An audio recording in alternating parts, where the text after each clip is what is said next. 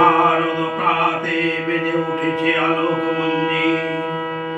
ধরণীর বহিরাকাশে অন্তরিত মেঘমালা, প্রকৃতির অন্তরাকাশে জাগরিত জ্যোতির্ময়ী জগন্মাতার আগমন বার্তা। আনন্দময়ী মহামায়ার পদধ্বনি অসীম ছন্দে বেজে উঠে রূপলোক রসলোকে, আনে নবভাব মাধুরীর সঞ্জীবন। তাই আনন্দিতা শ্যামল মাতৃকার চিন্ময়ীকে